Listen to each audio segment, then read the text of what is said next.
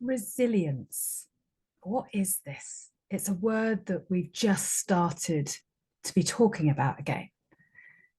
It's really the ability to bounce back.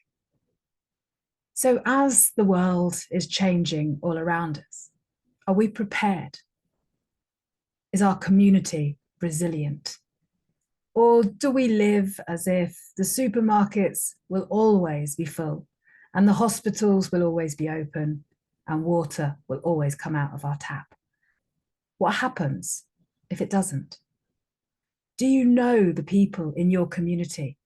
Who are the doctors and nurses who know the medicinal plants and can forage and find food? Who knows how to filter water?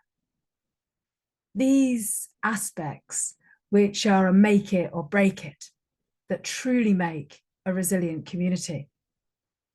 What I've learned from the indigenous peoples in the Amazon is how it's so important for them to come together. They don't think of themselves as individuals, as separate.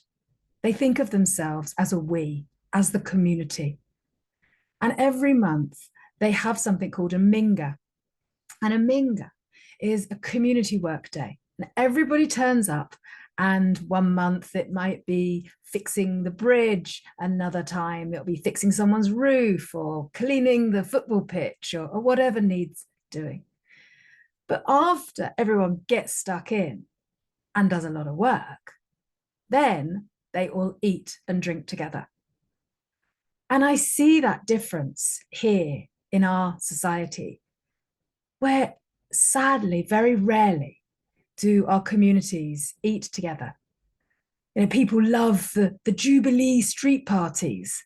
I think the really only reason they love it is because, you know, you can shut the roads and people can get out and street by street eat together. So for us to become more resilient, the best way to do that is to start to know our neighbours, to know the strengths and weaknesses of all those around us. And that what better way to get to know everybody than to actually start to eat together in your communities? Because food takes away the divides of politics and beliefs, and let's find that which unites us rather than what separates us.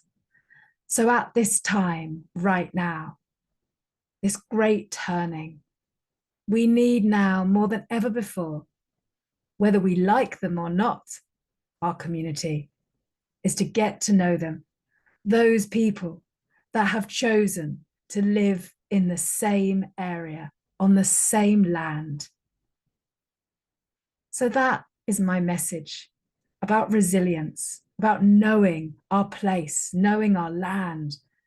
If you ask an indigenous person where they come from, they talk about their river or their mountain, that piece, that place on this planet, which is where they hail from.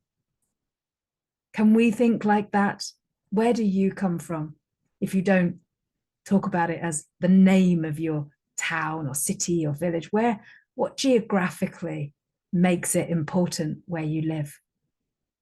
So let us start also thinking in different ways to really create resilient communities.